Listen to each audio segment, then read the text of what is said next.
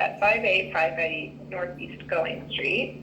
The call came in about 13:52, which would be 1:52, so almost 2 o'clock.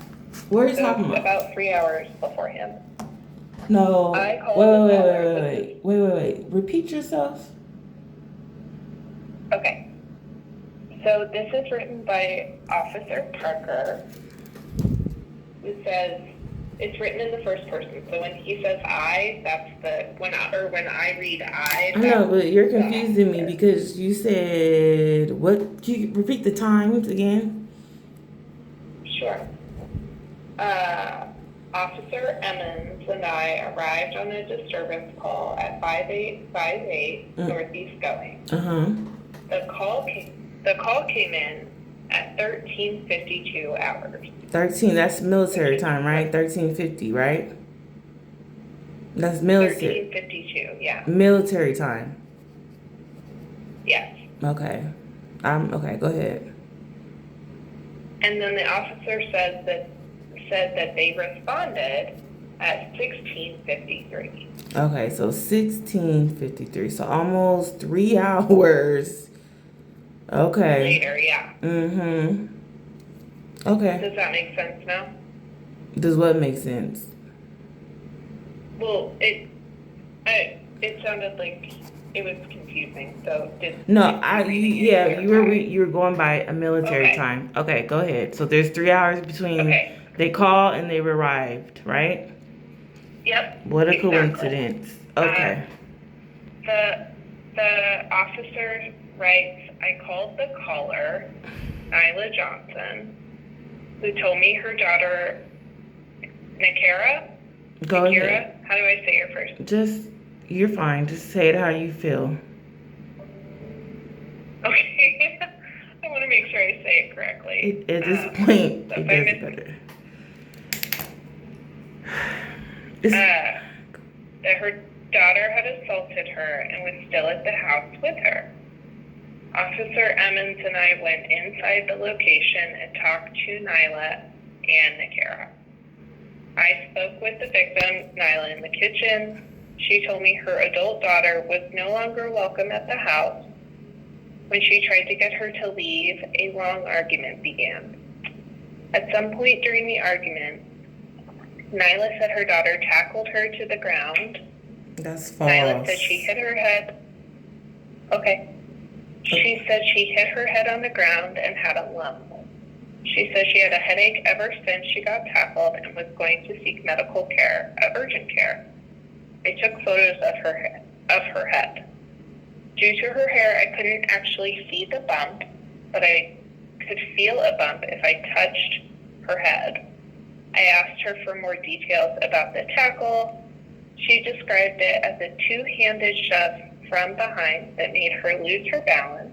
This is a lie. Okay? This is caparoni. Go ahead. I'm sorry. It's just a lie. Because I have a video. Okay. No, you're fine. I have a video of it's an hour and 50 minutes of her blocking my entrance. If you asked me to leave, then how come why'd you block my entrance for an hour and 50 minutes? But go ahead. Okay. Let me go back to my spot. There we go. Okay. She fell on the ground backwards and hit her head. She told me she did not quite lose consciousness, but the way she hit her head was so hard, and she felt dizzy. So why didn't she call the ambulance to come get her after she hit her head? She didn't do any of that. She sat there. Okay, but go ahead. No, but if someone's really hurt, they would call the ambulance, right? She didn't do any of that. I would think so. Okay, so this is a lie. Like she lies in the past. Okay, go ahead. This is my first time being arrested at her residence for her telling stories. But go ahead. Well, she's falsified police reports, and that's a crime. And don't the police officer have like a certain assurance bond that I can sue them for arresting me for something that is false? But go ahead. This is basically, go ahead. I'm sorry to interrupt you. Okay.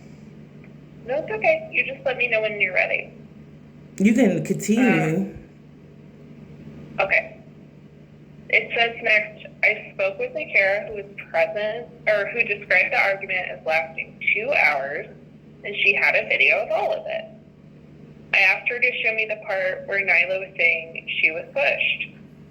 Nakara said she did not have video of that part because Nyla hid the phone away from her.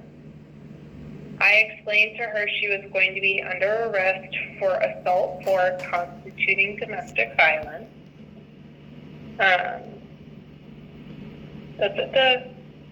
Nakara was verbally confrontational the entire time I had contact with her. Officer Emmons and I explained to her that she needed to go into handcuffs. She did not resist at all, but once... Oh, sorry. Sorry, I'll put the photo on mute so you can't hear me. My responses. I apologize. Okay. She didn't resist at all, but wanted to keep her items in her hands until we placed her in the handcuffs.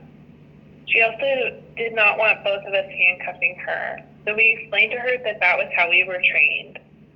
We placed the handcuffs on her without incident. I checked each one for tightness and double locked them. She continued to be verbally confrontational. When I read her Miranda rights, she said no when I asked her if I understood. Which sounds like a typo. It should say whether she understood. But anyway, she requested to speak with a supervisor, and Sergeant Akunzi responded to speak with her. I spoke with a neighbor, Robert Finn, who said he witnessed Nakara push Nyla outside of the residence one time. This said is he did a not see the push inside where she fell down and hit her head. This is fucking Based on the above fact, I placed her under arrest for domestic violence, assault 4. Nakara is Nyla's adult daughter, and Nakara shoved Nyla to the ground, causing injury. The injury left a lump on her head, and Nyla said she has a headache ever since for over 3 hours. I sent Nakara to be transported to the Multnomah County Detention Center, where she was booked. I later uploaded the photos of Nyla's face and head into DIMS at North Precinct. And DIMS is the software database that the cops use for uploading media, so things like videos and things like photographs. Oh, okay.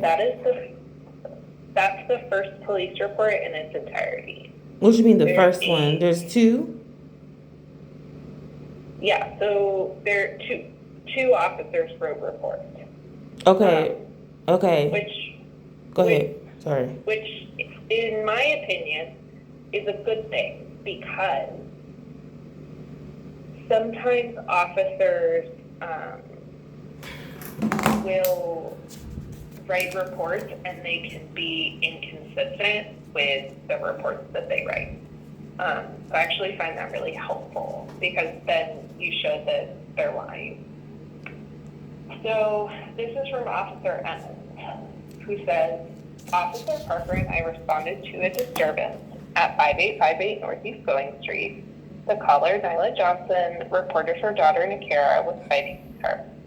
I contacted Nakara. She told me that she and her mother, Nyla, were arguing because Nyla told Nakara to leave the house and put her stuff outside. Nakara said that she then tried to leave and then stood between her and the front door. I asked Nakara if there was a back door she could have used, and she got upset and told me she shouldn't have to use the back door. Nakara told me that Nyla blocked her path for 2 hours. She said that at one point, Nyla smacked Nakara's phone out of her hand, cracking the screen. I asked how she eventually got out of the house, and she said that she just did, but couldn't provide an additional explanation. She showed me video footage on her other non-broken phone of the argument. The video showed the two of them standing in the kitchen arguing. I told Nakara that Nyla said that Nakara had assaulted her. I asked Nakara if the alleged assault had been captured on video. and she said that part of the argument had not been captured on video. Nakara had been extremely antagonistic, argumentative, and difficult for the entire course of our conversation. It was very difficult to get her to stay on topic, and she would often ignore my questions in favor of yelling, ranting, and raving about her mother. Officer Parker told me there was probable cause to arrest Nakara for assault or constituting domestic violence based on an injury he observed on Nyla's head. See his report for further details. Officer Parker told Nakara she was under arrest. She was very upset about this and did not want to set her phone and wallet down to be handcuffed. After some discussion, we allowed her to keep her phone in her hand while we handcuffed her, and she was taken into custody without incident. Nakara wanted to bring her phone and her purse to jail. I inventoried her purse and found no valuables, but did find one disposable lighter that I left at the home. After we placed her in the back seat of our patrol car, she asked to speak to a supervisor. I notified Sergeant Okunzi, who responded and spoke to her. We then transported Nakara where she was booked. At booking, I discovered I had missed an additional disposable lighter in her purse. I notified her of this and disposed of the disposable lighter, and then it says nothing further, which usually means the end of the report. Okay. Can I say something? Oh, go ahead. Sorry. Absolutely. No, go ahead. So the first guy is the one that I had issues with because he spoke with her. That's the guy that has seniority. I think that's Parker. Mm-hmm. And then the second report that you read is the guy that actually took time to watch the video. When he kept asking me about the part where the incident happened, because I watched the video several times, and I'm telling him it's not on there because what really happened was I have two phones, and the phone that she slapped out of my hand, and then it fell up under the dresser in the living room. I was trying to get that phone, and I would have left the premises, which I did leave the premises. And when I left the premises, I got in an Uber and I left. The only reason why I came back was I didn't have my wallet. And I know I had my wallet when I left, and then all of a sudden I didn't have my wallet. So when I returned back to the address, I only went back to get my wallet because I work for a former police officer, and he's on the video instructing me what to do.